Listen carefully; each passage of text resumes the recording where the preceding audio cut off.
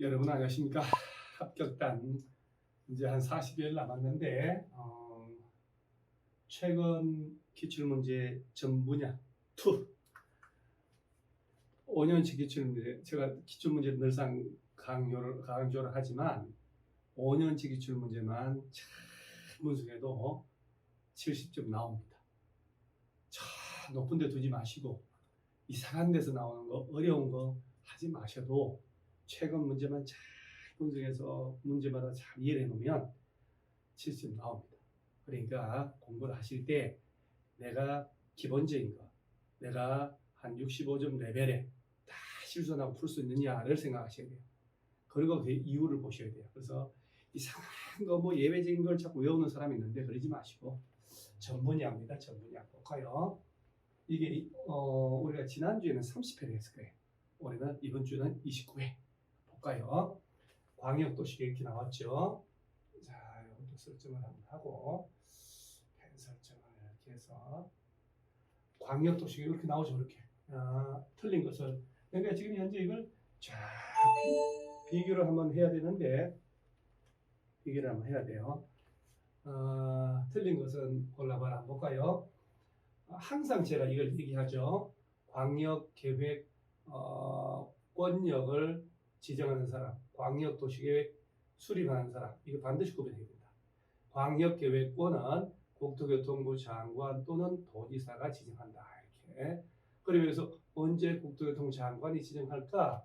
광역계획권이 둘 이상 시도 관할에 걸쳤을 때, 같은 도 관할구역 안에서 여러 개 시군을 묶어야 되겠다 하면 도지사가, 국토교통부 장관 또는 도지사. 자, 그 다음에 수립 누가 하냐? 광역계획권 지정했으니까 광역도시 수립해야지. 만약에 둘 이상 시도를 대상으로 장관님이 지정해줬다. 지정된 곳에 시도지사가 공동으로 수립. 그리고 장관에게 승인. 그런데 지정한 지 3년이 가도록 승인 신청이 없어. 국가계획에 관련돼 있어. 그러면 국토교통부 장관이 단독으로 직접 짤 수 있고 시도지사가 이때 간절히 요청하면 국토교통부 장관하고 같이 짤 수도 있다. 이렇게 공동으로. 같은 도안에서 도지사가 지정해줬다. 지정된 곳에 시장 또는 군수들이 공동으로 짜요. 공동으로. 이렇게 짰으면 해당 도지사한테 승인받고 역시 3년이 가도록 승인 신청이 없다. 시장 군수로부터 도지사가 단독으로 직접 짤 수 있다. 그리고 시장 군수는 도지사는 해당 시장 군수가 요청하면 같이 짤 수도 있고 이렇게 같이 이렇게 단독으로 짤 수도 있고 이럴 때는 국토교통부 승인 안 받죠. 가장 중요한 거예요. 요 사실만 정확하게 해놓으세요. 그러면 틀린 것을 골라라고 했으니까 뭐 옳은 것은 제가 일일이 얘기할 거 없고 광역계획권이 둘 이상의 시도 관할에 걸쳤으면 관할 시도지사가 공동으로 광역계획권을 지정하래요. 공동으로 지정하래요. 말이 안 되죠. 이럴 때 누가 지정할까? 광역계획권 지정이니까 국토교통부 장관님이 지정하죠. 이렇게. 그래서 우리가 항상 광역계획권 지정, 광역도시계획 수립 두 개는 수시로 다니면서 이렇게 막 하면서 외우셔야 돼요. 이거 외우는 거 신경 쓰면 금방 하죠. 사실은 신경 안 쓰니까 그렇죠. 공청회 열고 뭐 이런 것들은 틀리게 나오면 다 맞히니까. 그 다음에 아파트를 건축할 수 있는 용도죠. 우리가 어차피 그 대한민국은 아파트 공화국이고 이 아파트 공화국이라는 이 말은 제가 대학 다닐 때도 있었고 제가 알기로 고등학교 제가 고교동학교 얼마나 오래됐어요. 그때도 서울시 아파트 공화국, 복부인, 치맛바람, 뭐 아파트 투기. 근데 그게 하루아침에 다운되지 않죠. 그러니까 지금도 마찬가지겠던 것 같아요. 사서 쉽게 팔리는 게 중요한 거예요, 사실. 아파트만 한 게 없지요. 많이 지어서 많이 공급을 하면 가격이 안정되지만 현재 사태는 그렇지 않거든요. 그래서 앞으로도 마찬가지예요. 가장 문제되니까 이게 아파트 지을 수 있냐 없냐 이게 여러 번 시험 나왔죠. 그래서 여러분요, 자 도시지역 오늘 또 외우세요. 관리지역, 농림지역, 자연환경보전지역이 국토 전체를 대상으로 용도지역 지정하는 거고 도시지역은 다시 주거지역과 상업지역, 공업지역, 녹지지역으로. 자, 이 주거지역은 다시 전용주거, 일반주거, 준주거, 상업지역은 중학교 1학년 유건이. 자, 공업지역은 전용, 일반, 준, 녹지는 보생자, 보전, 생산, 자연녹지. 자, 이게 관리지역도 나누죠. 이렇게.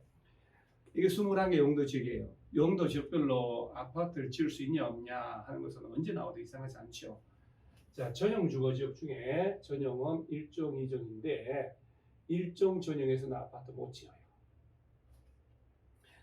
2종 전용은 공동주택 중심의 양호한 주거환경을 보호한다 했으니까, 자, 주거지역은 아파트를 지을 수 없는 것만 알아놓으면 되겠죠. 자, 일반 주거지역은 1종, 2종, 3종. 저층주택 4층 이하. 따라서 아파트 안 돼. 그럼 주거지역에서는 1종, 1종 두 군데서만 안 된다. 외우는 거예요. 자, 1종 일반 주거 4층밖에 안 되니까 아파트 못 지어요. 그 다음 상업지역은 유통상업은 대규모 도시내 지역 간의 유통기능 정지한 데서 물류센터나 도매시장 같은 거 있을 때 지정해요. 여기는 주택 자체가 안 돼. 주택, 그다음 편히 쉬는 숙박시설 안 돼. 이렇게 외우세요. 그러면 상업지역에서는 유통상업은 안 됩니다. 이 주택 자체를 못 지는다는 앞으로도 외워놓으세요.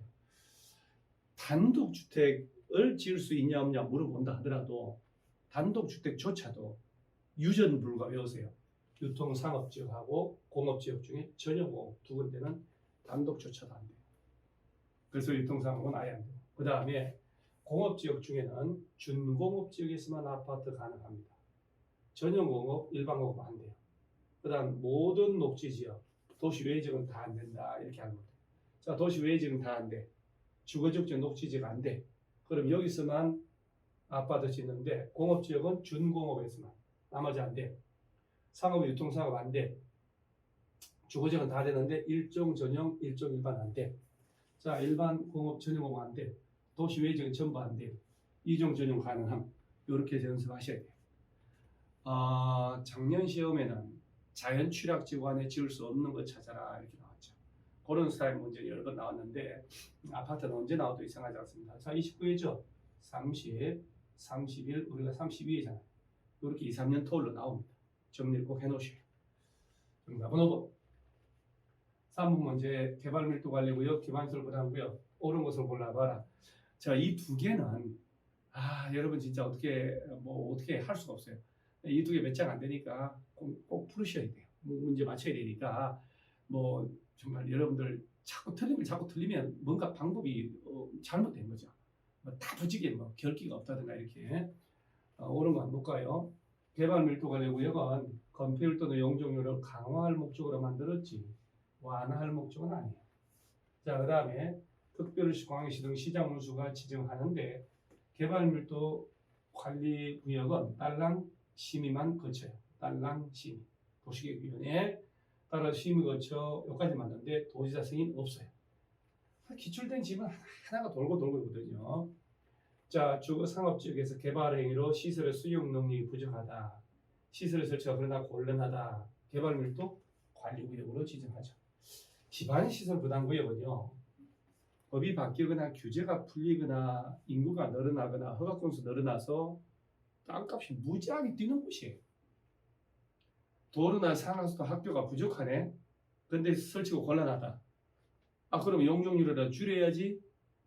그러면 도로 상하수도 학교가 부족하다. 시설이 설치도 곤란한데.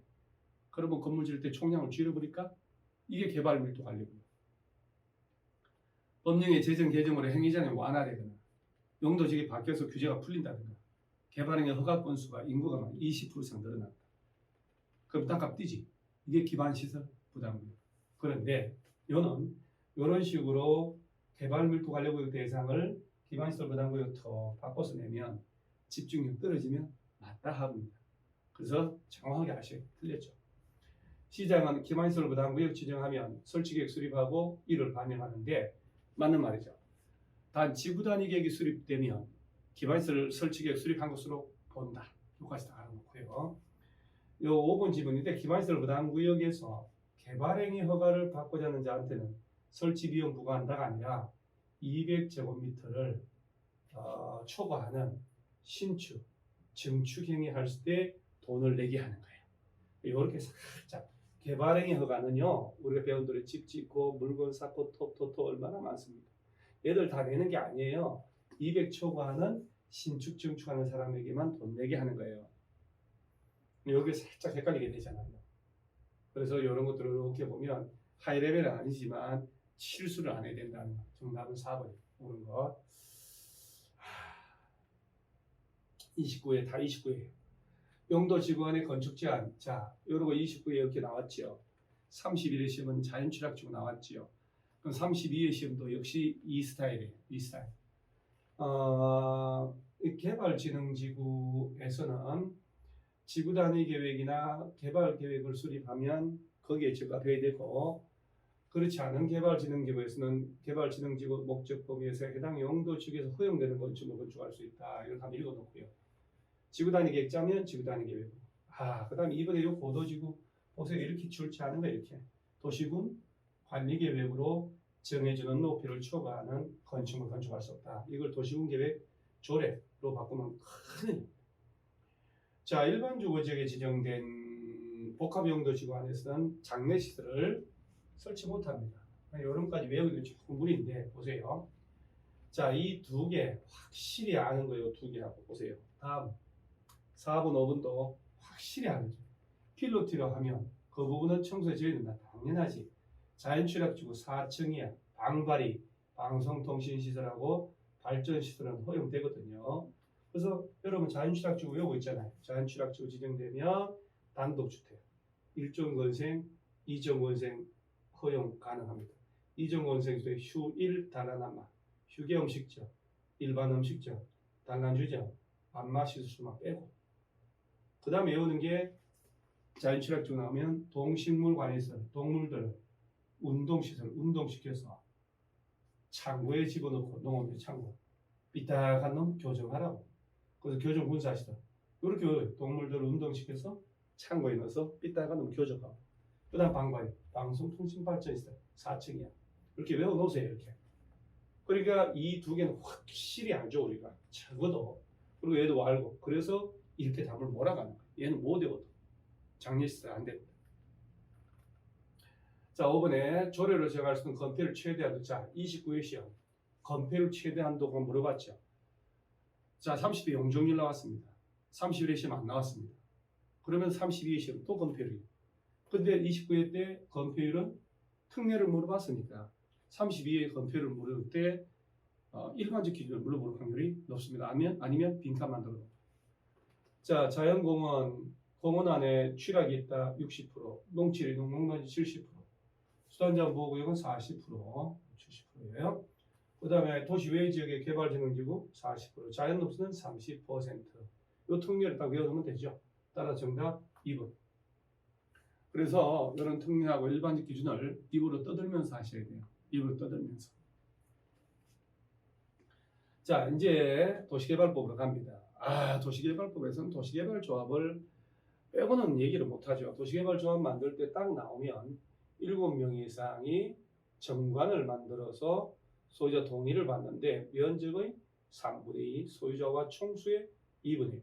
자, 이렇게 동의해둘 때 국공유지 포함한다는 거 꼭 알아놓으시고요. 포함한다. 그 다음에 동의 안 한 사람도 당연조합은 됩니다. 당연조합, 의제조합은. 그리고 난 다음에 조합 설립인가를 누구한테 받냐? 시군구 큰일 납니다. 지정권자한테 가서 설립입니다. 30일 내 등기함으로써 조합 성립. 이런 몇 가지는 암기를 하셔야 돼요. 암기는. 나머지 것들은 쉬우니까요. 옳은 것을 골라라. 자, 7명 이상이 국토교통부 장관에게 조합 설립인가? 자, 공법의 기출문제 수준입니다. 이런 레벨이 65점이에요. 그러니까 이런 레벨의 문제, 이렇게 바꿔버리죠. 지정권자. 이런 것도 틀린 사람이 있다. 자, 주된 인가받은 거 변경할 때도 인가받습니다만은 주된 사무소 소재 변경은 신고. 자, 그 다음에 이게 뭡니까, 여러분? 이게 뭡니까? 이게 서로 바꿔놓고 말이지. 전체 면적의 3분의 2와 총수의 2분의 1. 이런 식으로 냅니다. 이게 유치차가 최근 기출 문제. 권고 자 이상의 형의 선고받고 집행이 끝나자마자 조합원이 될 수 없다. 아니 조합원이 될 수 없는 게 말이 돼요? 자 3살 먹은 애도 3살 먹은 애도 조합원 될 수 있죠. 그럼요. 임원의 결격 사유는 있어도 조합원의 결격 사유 없습니다. 이게 실제 시험 나온 겁니다. 얼마나 유치합니까 여러분. 자 그래서 이런 것들 딱 맞춰줘야 돼. 맞추라고 좀 문제 맞히고 틀리라고 좀 문제 틀리고 그러면 65점 70점 나 합격이라고 하는 거예요. 자 5번에 의결권 가진 조합원수 같자 백인인 조합이네. 50인 이상이잖아요. 그럼 대의원회를 둘 수 있다? 오케이. 만약에 시험에서 100인 이상인 경우에 대의원회를 둘 수 있다 그러면 틀려요. 이 지문은 100인이라고 됐잖아. 100인. 그러면 50인 이상이라는 얘기니까 오케이. 아무 문제 없어요. 정답 5번이. 자, 이 정도 레벨 실수하지 마세요. 반드시 맞춰야 됩니다. 자, 그 다음 실시계획. 실시계획 작성해서 요 시행자가 만드는 여러분요. 시행자가 실시계획 만들어서 인가를 받는데 이 지정권자한테 가서 인가를 받는 지정권자한테 가서 지정권자가 시행자면 직접 사업 시행을 하니까 인가 안 받고 고시만 하면 되겠죠. 그래서 인가권자가 국토교통부 장관이면 인가 전에 시도지사, 대도시시장의 의견을 듣고 만약 시도지사가 인가권자면 아래 것들 시군구 의견을 미리 들어서 인가한다.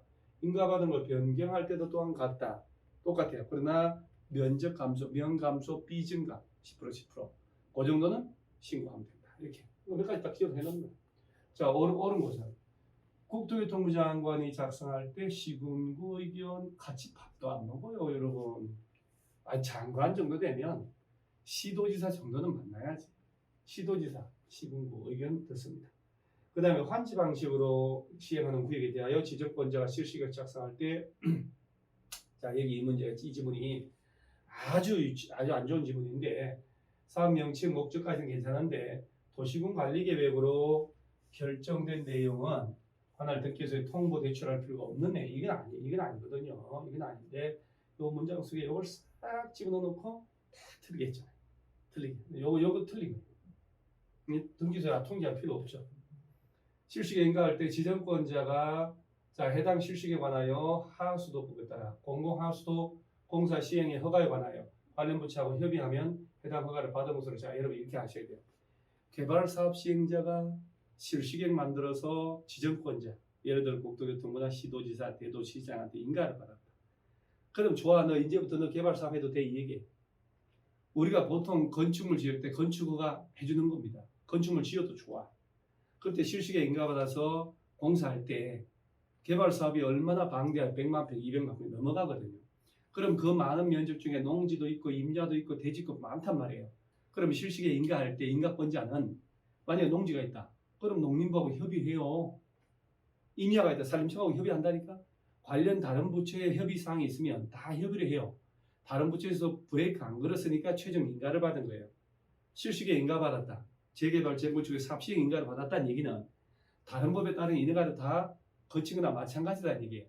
따라서 이런 식으로 관련 부처가 협의했으면 그 관련된 법에 따른 허가를 다 받은 것으로 본다.